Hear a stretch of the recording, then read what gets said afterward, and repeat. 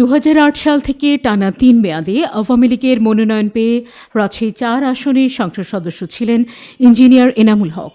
সর্বশেষ নির্বাচনে দলীয় মনোনয়ন বঞ্চিত হলেও স্বতন্ত্র প্রার্থী হয়ে পরাজিত হন তিনি। তবে 15 বছর এমপি থাকাকালীন বদলে নিয়েছেন নিজের ভাগ্য। অনিয়ম, দুর্নীতি, নিয়োগ বাণিজ্য ও অর্থ আত্মসাতের মাধ্যমে গত 15 বছরে গড়ে তুলেছেন হাজার কোটি টাকার সম্পদ। বহু নারী কেলেঙ্কারিতেও জুড়ি নেই এই সাবেক সাংসদের। সাহেবের সঙ্গে রিলেশনে জড়ায়, বলে যে শিরিন নিয়ে তার একটা কেলেঙ্কারি আছে। এনামুলের সঙ্গে ফোনে আলাপ হয় প্রথমে, তারপরে এনামুল আমাকে ডেকে নেয় ওর অফিসে। আগেই নিচে, আগে মুখটা দেখো।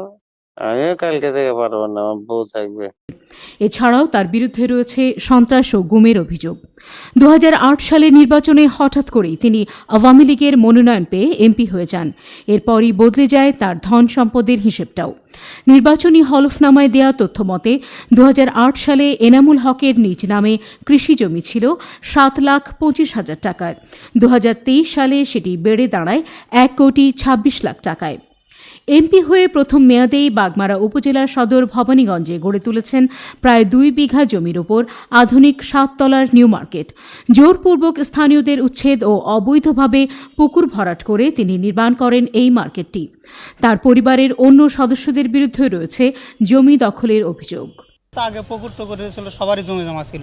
আমার নিজস্ব 2টা ঘর ছিল এখানে। এই 2টা ঘর ভাঙছে, তো আমার এই ঘরের টিন পর্যন্ত আমি নিতে পারিনি।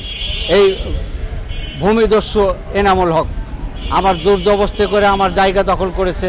কোনো কিছু বলা নাই, কওয়া নাই। ওনার মার্কেট করার সাথে উনি ওনার ক্যাডার বাহিনী দিয়ে সম্পূর্ণ ঘর ভেঙে দেয়। আমার ঘরের মধ্যে মাল ছিল, গম ছিল, ভুট্টা ছিল, সম্পূর্ণ কিছু লুটপাট হয়ে গেছে। কিছু আমি সরাইতে পেরেছি, রাস্তায় পড়ে গেছিল। বিভাগীয় কমিশনারকে বলে, ডিসিকে বলে, ইঞ্জিনিয়ারের সাথে হাত করে ভগ্নিপতি আলম, এবং তার ওই যে আপন খালাতো ভাই মেয়র আব্দুল মালিকের সাথে ফুফাতো ভাই একসঙ্গে করে লিঙ্ক করে আমাদেরকে এখান থেকে জমি থেকে তুলে দিয়েছে। সাবেক প্রধানমন্ত্রী শেখ হাসিনার নামে জমি কিনে কয়েক কোটি টাকা ব্যয়ে ভবানীগঞ্জে তিনি গড়ে তুলেছেন 6 তলা বিশিষ্ট বঙ্গবন্ধু কমপ্লেক্স ও জাদুঘর।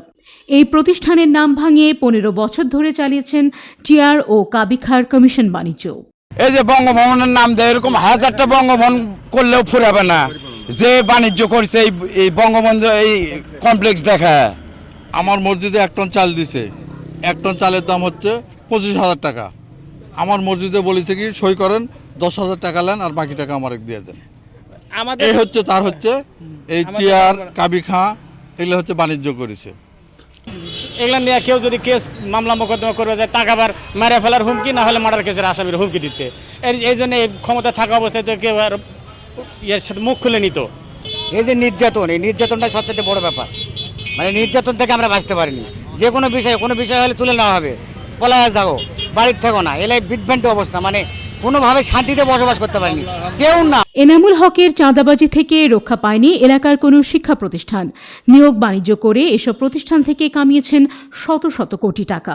আমার কলেজ কিছু অনিয়মের মধ্য দিয়ে বিগত দিনে চলেছে বলে আমি মনে করি। যে কথাগুলো আমি বিগত প্রিন্সিপাল হাতেম আলী স্যারকে বারংবার বলেছি যে স্যার, এইটা সরকারি কলেজ, এই সরকারি কলেজ চলার একটা সুনির্দিষ্ট সরকারি বিধান আছে, যেগুলো Rajshahi college, city college, new government college পালন করে। আপনি স্যার প্লিজ ওনাদের সহযোগিতা নিয়ে, আমি নতুন মানুষ, আমিও নতুন মানুষ, আমরাও নতুন মানুষ, জানি না, আমাদের জানতে হবে এই জিনিসগুলো। আপনি ওনাদের কাছ থেকে জেনে আমাদের এই অনিয়মগুলো একটু দূর করুন। এর আগে নিয়োগ ছিল 11-12টা। ওই নিয়োগে টাকা ব্যাংকে রাখা ছিল 3,20,000 করে। ওই টাকাগুলোরও কোনো হদিস নেই। মতিউর রহমান টুকু সাহেবের আমলে, উনি যখন ভারপ্রাপ্ত প্রিন্সিপাল ছিলেন ওই সময়। এছাড়াও গ্রামীণ ব্যাংকে টাকা ছিল 11 থেকে 13, এরকম 13 লাখের মতো। সেই টাকাগুলো উঠে নিয়েছে। কোথায় কী হয়েছে আর কোনো হিসাব নেই। এমপি সাহেব থাকা অবস্থায় এই টাকাগুলো উত্তোলন। শেষ নিয়োগে তো ভাইস প্রিন্সিপাল, টিচার, এগুলো নিয়োগ হয়েছে 17 জন।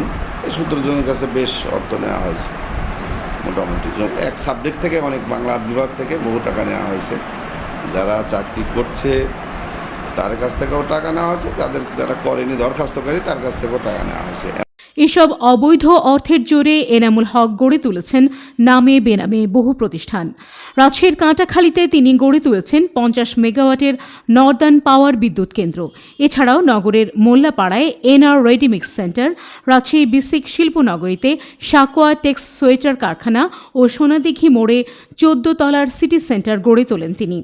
তার এসব প্রতিষ্ঠানের কর্মচারীদের বেতনের টাকা আত্মসাতের অভিযোগও রয়েছে তার বিরুদ্ধে। সম্প্রতি বকেয়া বেতনের দাবিতে সাকোয়া টেক্স সোয়েটার কারখানার কর্মচারীরাও নেমেছেন আন্দোলনে। 7 মাস ধরে বেতন বকেয়া ফেলেছে, আমাদের পেটে খাওয়ানি নাই।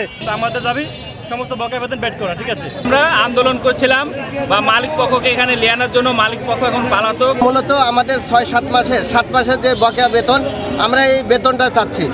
এনামুল হকের হাত থেকে রক্ষা পায়নি খোদ আওয়ামী লীগের নেতাকর্মীরাও। নিজ উপজেলার সভাপতির পদ বাগিয়ে নেওয়া সহ ত্যাগী নেতাদের বাদ দিয়ে গুরুত্বপূর্ণ পদে বসিয়েছেন পরিবারের সদস্যদের। তার নিজের ভাই ভগ্গর প্রত্যেকটা প্রতিষ্ঠানের সভাপতি বানা মানে বাণিজ্য মেলা করছে। তার বোনের বেটা ক্লিয়ার দিছে, তার ভাইয়ের ছেলে দিছে, ভাই স্ট্যাক দিছে, এই ঘটনা করছে। ইঞ্জিনিয়ার এনামুল দুর্নীতির পাশাপাশি গুম খুনের সাথে সে জড়িত আছে। 17 সালে সে গুম করছে এবং এটা আমাদের কাছে প্রমাণ আছে। হ্যাঁ, তার পুলিশ স্টোর থেকে র্যাবের লোকেরা গাড়ি নিয়ে বের হয়ে আমার ভাতিজাকে প্রতিমধ্যে থেকে অপহরণ করে এবং তার কাছে এবং তার পরিবারের কাছে আমার ভাই আমার ভাবি যে অনেক রিকোয়েস্ট করার পরও সে বলে যে আমি বের করে দেওয়ার ব্যবস্থা করতেছি, করে এ যাবৎ পর্যন্ত সে করে নাই এবং আমরা বাগমারা থানায় একটা মামলাও করেছি। গত সোমবার দুপুরে রাজধানীর আদাবর এলাকা থেকে গ্রেফতার হন সাবেক সাংসদ এনামুল হক। এরপর থেকে তিনি কারাগারে রয়েছেন। ক্ষমতাচ্যুত আওয়ামী লীগ সরকারের প্রভাবশালী মন্ত্রী, প্রতিমন্ত্রী, এমপি সহ যে 41 জনের দুর্নীতি অনুসন্ধানে নেমেছে দুর্নীতি দমন কমিশন, তার মধ্যে রয়েছে সাবেক এই এমপি।